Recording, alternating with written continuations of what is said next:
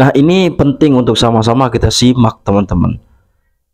Pola-pola yang digunakan oleh para habib-habib dan ba'alwi ini dalam rangka mengkooptasi umat Islam yang ada di Indonesia, yang kemudian arahnya itu dinilai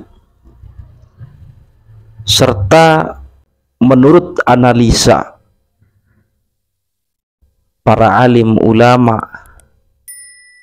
yang saat ini tergabung di dalam satu wadah PWILS Laskar Sabilillah itu merupakan langkah awal untuk menjajah spiritual kaum muslimin yang ada di Indonesia, wabil khusus kaum Nahdiyin.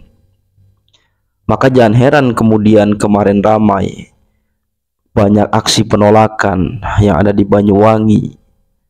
Ya karena memang kita tahu bahwa mereka itu dalam mengkooptasi umat yang menggunakan cara-cara seperti majelis sholawat, kemudian aksi demo, dan lain-lain.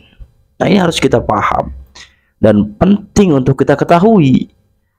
Coba mari sama-sama kita simak bagaimana penjajahan spiritual Ba'alwi ini kemudian dijalankan. Ini yang harus diketahui oleh masyarakat Indonesia.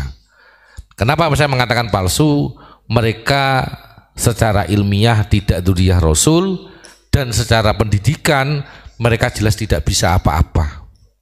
Karena pola-pola penjajahan, saya ingin mengurai penjajahan. Pada saat ini mereka menjajah satu lewat agama, budaya, dan sejarah. Lewat agama salah satunya amaliyah NU. Mereka dengan masuk di struktural NU, mendekati kiai-kiai pondok pesantren, pada akhirnya dengan politik salju ini akhirnya para kiai-kiai terhipnotis dengan rayuan daripada habib-habib Yahudi ini.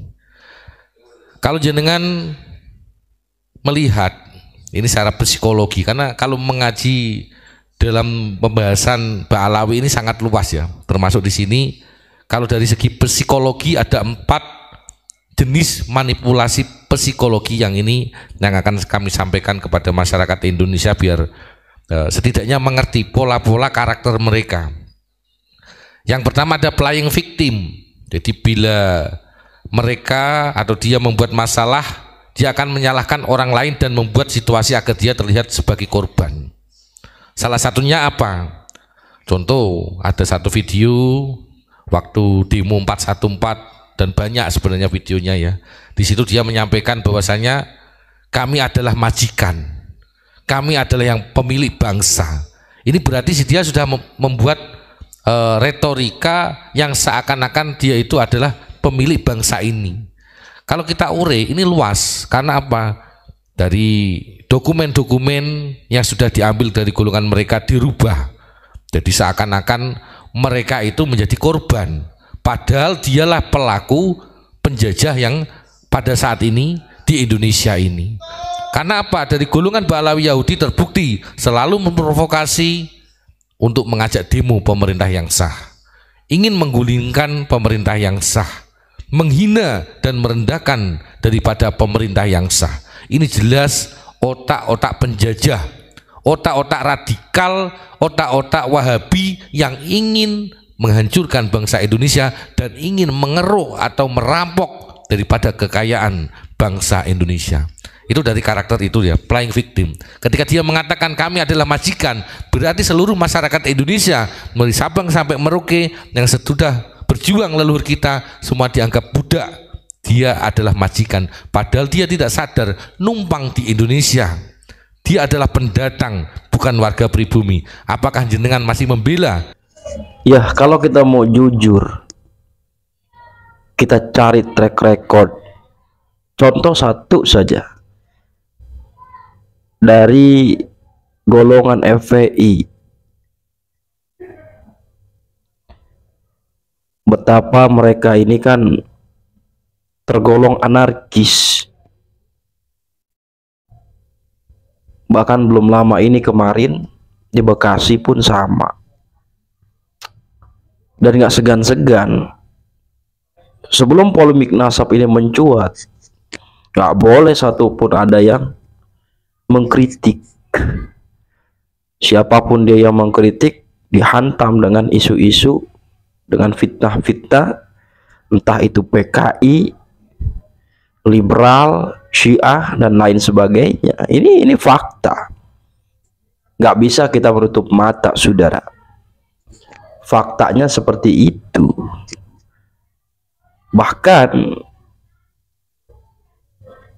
begitu polemik nasab ini mencuat, banyak terjadi persekusi pada kiai, bahkan kepada masyarakat.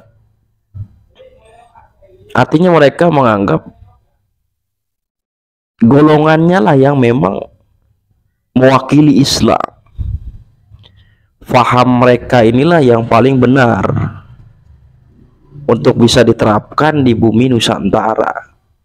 Padahal kita paham, kita ini berasaskan ideologi Pancasila, dan organisasi yang tidak punya DNA pemberontak ya Nahdlatul Ulama. Mereka ingin mengambil alih peranan para zuriat Wali Songo. Maka alhamdulillah hari ini umat Islam Indonesia sedang dalam proses atau bahkan sudah, kecuali muhibbin mereka, terbebasnya dari penjajahan spiritual Habib-Habib Brand Ba'alwi. Ini luar biasa. Alhamdulillah. Biidznillah wa bi karamatil aulia wa bi karamati aulia itis'ah.